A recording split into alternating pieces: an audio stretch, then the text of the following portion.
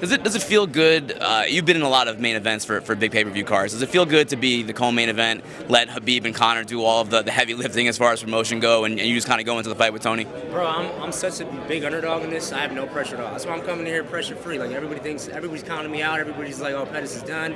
Wait till Sunday. That's all I gotta say. Wait till Sunday. Are you cool with people counting you out? Because there was a time where you were the guy in this division. It's motivating. I mean, I'm telling you, I know what skills I possess. I know you guys don't see the training I do back home. You don't see the sparring partners that I walk through. You guys see what I do for 15 minutes, and there's a lot that goes into that fucking training camp. So if I have an off night or a shitty night, that's what I get based upon. So I know what I got to do to fix the little mental gaps that I've messed up. And last fight was a glimpse of what I'm capable of. Were you expecting a big opportunity like this after the win over Chiesa in your last fight? No, I wasn't. I went to Vegas to fight Kevin Lee. I went to meet with Dana to ask for Kevin Lee.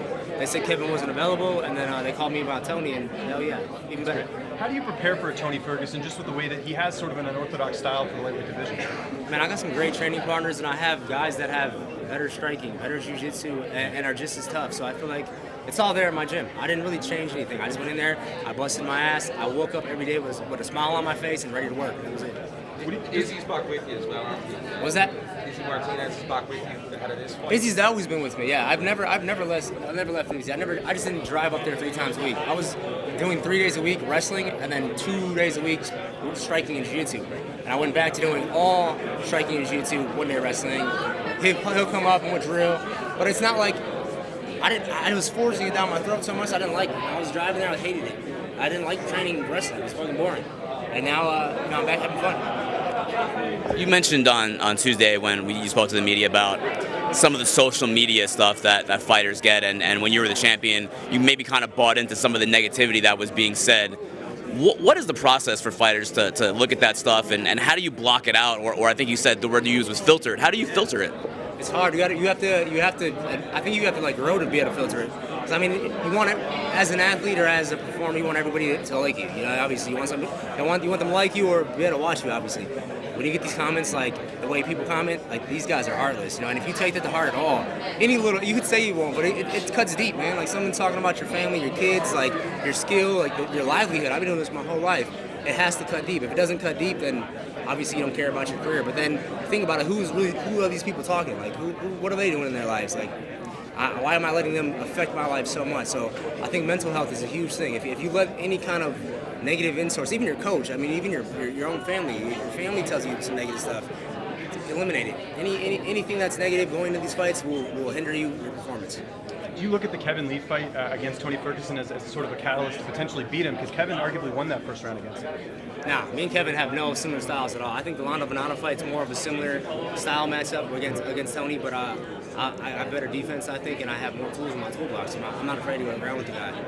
Disappointed not to see Rafael Stotts on this card with Sean O'Malley. Yeah, man. Raf's ready. He'll be up next. Hopefully get it on in Milwaukee. Yeah, sounds good. Who's your pick in the main event between Conor and Khabib? Yeah, man, I honestly, before I came here, I wasn't making a pick. And then I'm like, you know what? Fuck it, I'll make a pick, Conor. I gotta say Conor by knockout. Khabib gets hit. Conor, if he hits you, you get put to sleep. And I like knockouts, so that's why I'm calling. And what's the prediction in your fight? How do you see this fight playing out? I don't really care, honestly. I think this guy's going to get hit a lot, but I know he's going to try wrestling me. I mean, I know his knee's not 100%. He's not going to stay in striking range the whole time. We're going to end up on the ground. I feel like either it's going to be a submission based off of a clip or something on his feet, or I might catch his ass with some big. In terms of your fight, you know, ahead of Diaz Poirier, do you feel as though this is going to put you guys in line next for a title shot? You know, with my fight against Poirier, and that's another one, like the mental fights that I was off again. He's a tough dude, man. I mean, if Poirier gets a title shot, he deserves it. That's his all right. You know, he beats Diaz, he deserves a title shot. So, like I said, I'm gonna let this mature and happen the way it's supposed to happen. I go out there, handle business. I'm in a good spot. How's the weight for you? What's that? How's the weight for you? I'm 8 pounds over right now as I sit with no workout. So I'll probably cut 4 tonight and then do my rest in the morning. I'm quick. When we spoke in Vegas, it was UFC 226. It was the card that Holloway dropped out of against Ortega. And you were pretty concerned about Holloway at the time. And now it seems like he's going to be coming back in December pretty quickly to fight Ortega. How do you feel about that? Is that too soon for him, do you think? You know what? I don't know exactly what happened. I know the weight cuts, when I went to fight him, that's when I had my weight cut issue. And it probably took me 3 months to get my body back to normal. Like, I ballooned up to like 205 pounds. Like, something happened with I wasn't like processing water right, and like it was bad. So, I don't know. Hopefully, like I said, hopefully the guy's good. I mean, health's way more important than this game at all. You know, he's gonna have a life after fighting, so hopefully he did right. What do you usually walk out that you went to 205? What do you usually walk out weight-wise? Highest I can get is 85. Like eating shitty food. So like something really went wrong. You know, I got down to 46.8 I was, and my eyes, like my vision went away. Like I passed out. I saw all white. I'm like, yeah, that's it. If you guys want me to fight, I got to stop cutting weight. And then they ultimately let me fight after I stopped cutting weight. How concerning is that, going forward for you as a fighter, against things like that, fighting at 155 pounds? Now 55 is easy for me. 145 was when that happened. Yeah, 55 is easy for me. I heard you pick Conor, but why do you think people are so intrigued by this main event? It's a great matchup, man. I mean, Khabib's a beast too. I mean, it's a classic wrestler versus striker. I mean, that's what it is. I mean, and I think Conor definitely has more than just a left hand. You know, I think that people are underestimating his ground game. I think he has good jiu-jitsu. I think he has decent wrestling. Against a guy like Khabib, though, it's not going to be the place to attack. He better attack his striking. So it's a great matchup. Anything can happen. Either it can be a 5-round mauling or it can be a spectacular knockout.